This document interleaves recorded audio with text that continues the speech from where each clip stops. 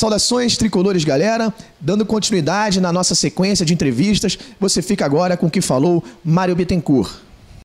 Dentro de tudo que foi debatido hoje, né, dentro do que vocês esperavam, né, o Dr. Celso falou até que superou as expectativas, né, do que vocês imaginavam, até número de presentes e tudo mais.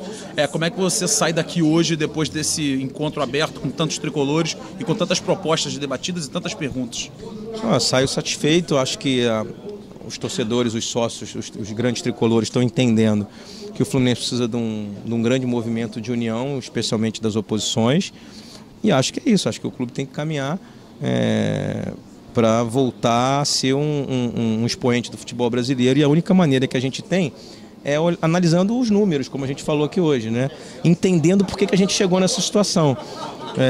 A primeira coisa que a gente tem que fazer quando a gente vive um momento difícil na nossa vida, seja ela pessoal ou profissional, no caso do Fluminense, clubística, empresarial, é olhar para dentro, né? Então a gente aqui fez com que os torcedores olhem para dentro do clube e entendam que se o clube não tiver uma mudança, fizer uma guinada radical de gestão, o clube estará fadado a se colocar, a se posicionar numa condição muito ruim dentro dos grandes clubes de futebol brasileiro. O Dr. Celso até falou que hoje em dia o Fluminense está numa situação até pior do que 99, que era o fundo do poço. Você concorda com ele? Acha que está pior? Olha, eu vou te dizer o seguinte, eu concordo por dois motivos. Porque em 99 o futebol brasileiro era bem diferente, né? No final da década de 90, a diferença de dinheiro dos clubes era bem menor, a força da televisão era bem menor, né? Então, assim, a possibilidade de você reigualar era muito maior do que hoje. Tanto é que o Fluminense, eu costumo brincar até com as pessoas, né? As pessoas falam, o hino do Grêmio lá, tem uma fase que fala da Imortal Tricolor. A Imortal Tricolor é o Fluminense, que levaram ele para a Série C e ele voltou, foi campeão brasileiro, disputou a final de Libertadores. Só que era um outro período do Brasil, do futebol brasileiro, né? Vocês viram pelos números aí que a diferença hoje é muito larga. Então, assim, concordo com ele que a situação hoje é pior que em 99, concordo mesmo. Apesar de a gente estar na primeira divisão, parece um contrassenso, né? Mas eu não olho só o campo, eu olho o geral. E a outra coisa, é só você olhar o time, né? Outro dia eu falei para um amigo meu, hoje até acho que teve aqui, pelo menos eu vi, o Marco Brito apareceu aqui, e eu falei para um amigo meu, o time de hoje no papel é muito pior que o time que disputou a Série C, né? Aquele time tinha o Valber, aquele time tinha o Roger Flores, aquele time tinha o Marco Brito, aquele time tinha o Ian, salvo engano, aquele time tinha bons jogadores, né? Tanto é verdade que ganhou a Série C, né? Por causa da questão do Gama lá da Copa João Avelange, acabou jogando a Copa João Avelange e foi muito bem na Copa João Avelange com 2 ou 3 reforços. Então, assim, a situação é muito ruim. E um clube de futebol, eu costumo dizer o seguinte, a gente pode perder tudo, só não pode perder a alma, né?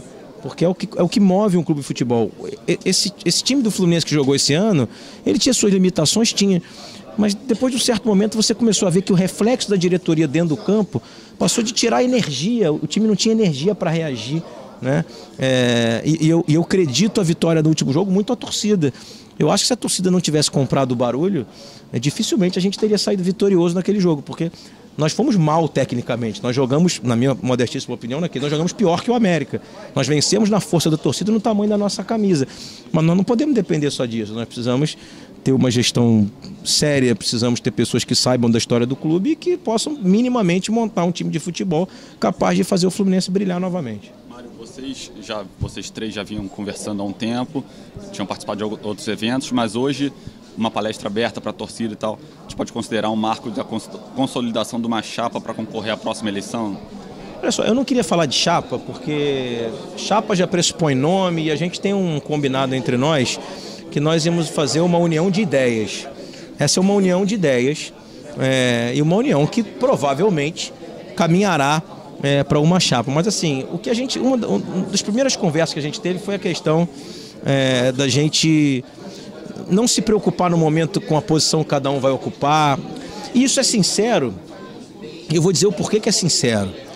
É sincero porque é inegável que pessoas como nós, que amam o clube, mas que estão no clube há muitos anos, é inegável que nós tenhamos as nossas questões pessoais, as nossas vaidades e os nossos desejos. Isso é legítimo, né? As pessoas costumam falar em algumas palavras na vida, né? Por exemplo, sobre vaidade. Assim, acho que Acho que todo mundo tem a sua vaidade, todo mundo tem o seu desejo. E é um direito do Celso querer, um direito do Ricardo, um direito de eu querer ser presidente do clube. Isso é um sonho de cada um de nós, porque nós somos tricolores. O que vai ser melhor para o Fluminense é o que é importante. E o que a gente combinou é que a gente vai decidir ao longo dessa caminhada, analisando vários fatores, especialmente da situação do clube, entende? Então, assim, é muito importante que as pessoas fiquem tranquilas com relação a isso, porque por causa disso essa união jamais será desfeita, podem ter certeza, pelo fato de quem vai ser, de quem não vai ser, todos nós temos muito a contribuir. E o Fluminense, sim, precisa disso, precisa que as pessoas estejam, não é despida das suas vaidades, não é isso, mas que as pessoas estejam nesse momento entendendo que pouco importa quem vai ser o nome, o cabeça da chapa ou não, se tiver uma chapa no futuro, entende? Como é que a gente vai trabalhar lá, quem vai estar em que setor.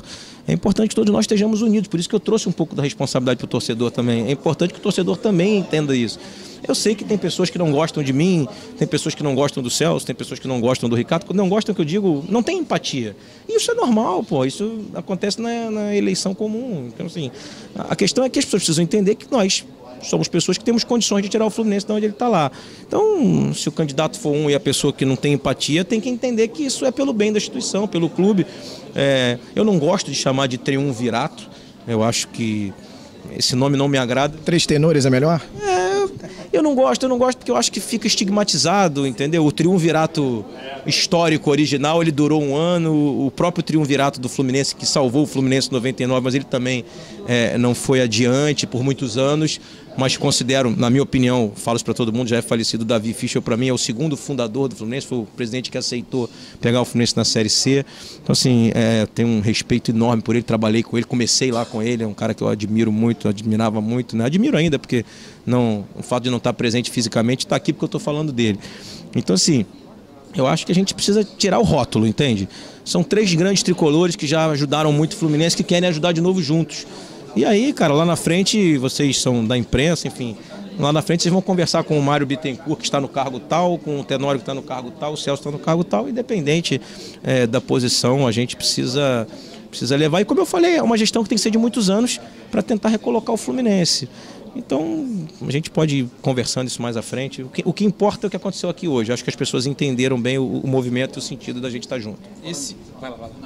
Agora, no próximo dia 20, vai ter a votação do processo do pedido de impeachment do presidente Pedro Abad. Você não é conselheiro do Fluminense, mas como uma figura importante, né, nessas últimas décadas do Fluminense, a gente queria saber qual a sua posição a esse processo de impeachment. Olha, pelo que eu ouço de dentro do clube, ele não vai adiante porque não vai ter o quórum mínimo para votação e mesmo se tiver, a maioria do conselho me parece que ainda apoia o presidente. Enfim, importante ficar bem claro que não havendo o impeachment e havendo algum outro tipo de movimento, é muito importante que as pessoas que estejam dentro do clube também se dispam das vaidades e não tentem levar uma situação até o final sem condição de fazê-lo, né? Porque aí seria realmente um desastre. Então eu defendo que em qualquer dos casos que aconteça, para o Fluminense seria muito salutar uma antecipação das eleições, ok?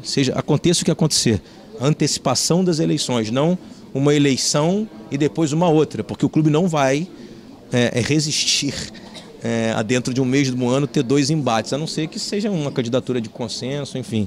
Então é extremamente importante que as pessoas que lá estão, caso ocorra o impeachment ou caso ocorra qualquer outro movimento, entendam que é necessário que o Fluminense tenha aí uma maneira de ser governado, seja pelos próximos 3 anos e 8 meses, 3 anos e 9 meses, 4 anos, no sentido de tentar salvar a instituição.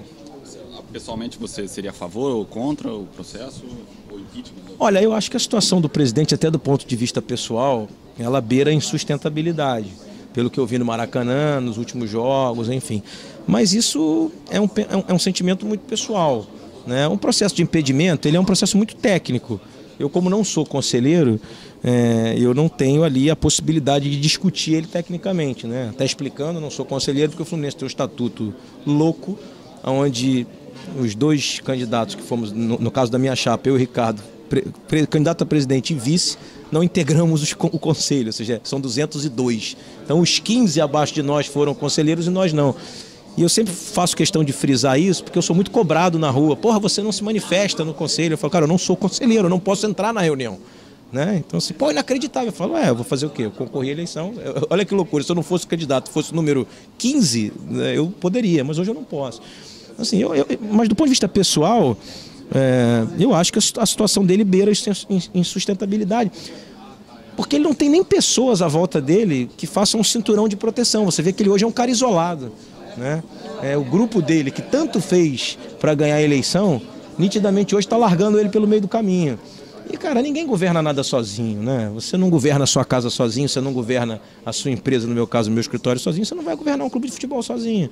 E ele está muito isolado. Então, assim, mas é uma questão pessoal dele. Eu não tenho nada contra ele pessoalmente, já deixei isso claro várias vezes. Sou contra a violência, sou contra atacar a família dele, sou contra mexer com os filhos dele, né? Sou contra qualquer tipo de depredação do clube, invasão do clube, sou mesmo, porque eu acho que aí passa do limite da razoabilidade, mas esse sentimento é um sentimento dele pessoal, né? Eu não posso falar por ele.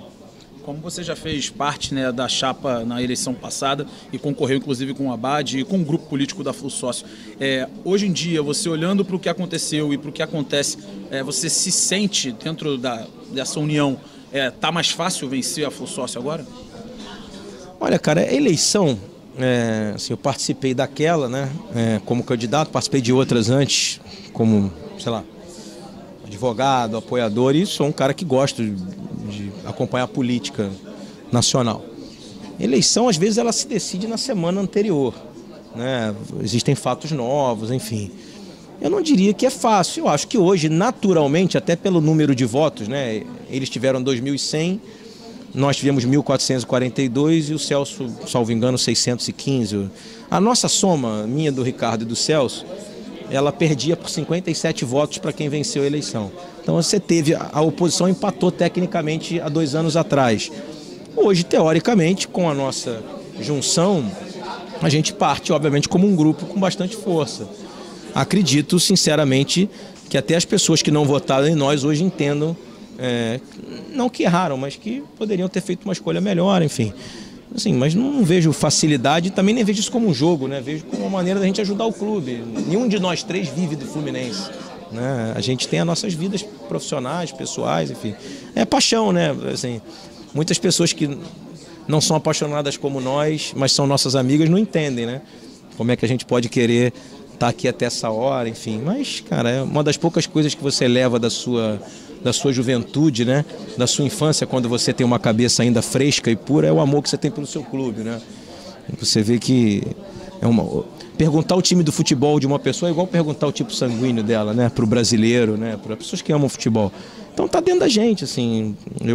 Por mais que eu pense racionalmente, até porque quem já esteve lá dentro sabe o quanto é duro, o quanto é difícil, por isso que eu até falei da família do presidente, né, atual, porque eu também, quando fui vice-presidente de futebol, me atacaram bastante.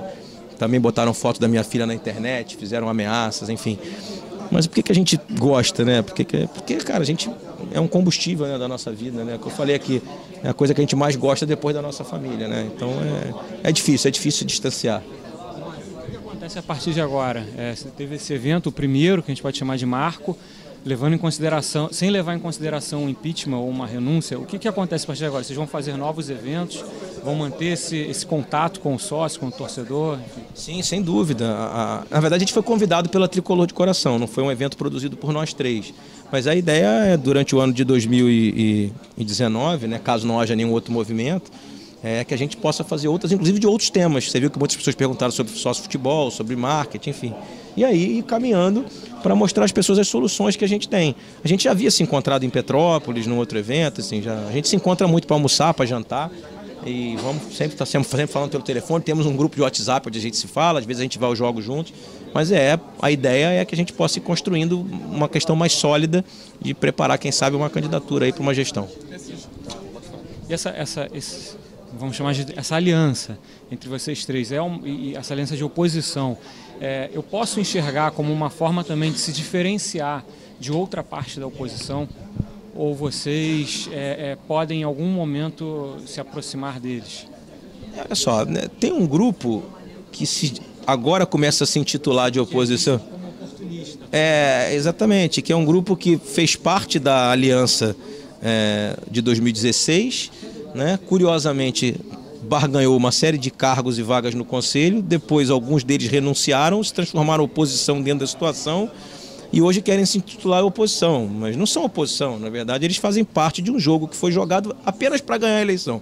A prova disso é que um ano depois rachou, né? Então assim, foi uma união numérica, nós precisamos de mais X votos para vencer os caras que eles achavam que a gente ia vencer a eleição.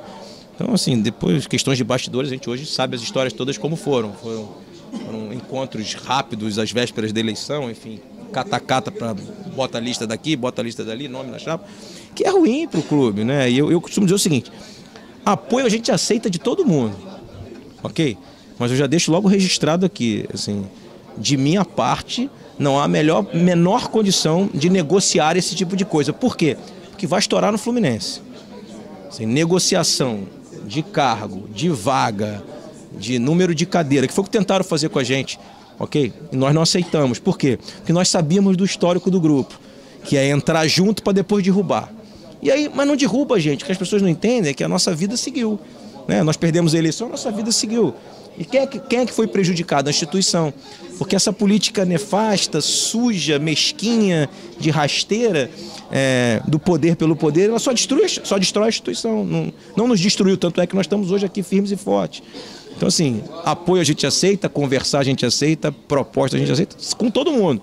Mas as pessoas precisam entender que nós não vamos fazer tipos de acordos que possam prejudicar uma gestão do Fluminense. Nós não podemos governar com gente o dia inteiro trabalhando contra nós.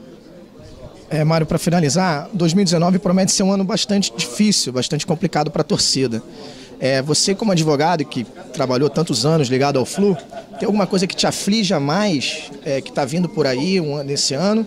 Ou que você espera que possa acontecer para 2019 aí, que a torcida pode esperar?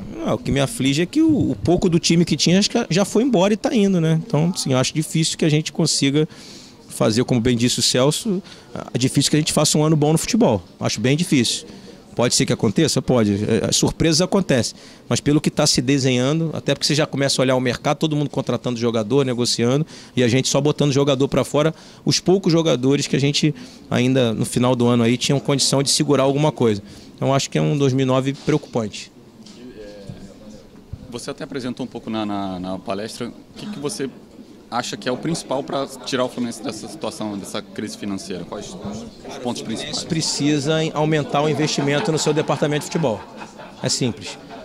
De alguma forma, tem que encontrar essa forma, com patrocínio master, com parcerias, mas se o Fluminense não aumentar o seu investimento no lugar onde ele traz as suas maiores receitas, que é o futebol, ele vai se apequenar e se colocar abaixo da 13ª ou 14ª posição na tabela, e aí nós vamos ter dificuldade para reerguer o clube. E é isso, galera. É importante ressaltar que o nosso site ele não tem vínculo político com nenhum desses grupos. Pelo contrário, a nossa intenção é trazer uma notícia límpida, cristalina, para que você desse lado forme a sua opinião. Saudações tricolores.com. Aqui a notícia é tricolor.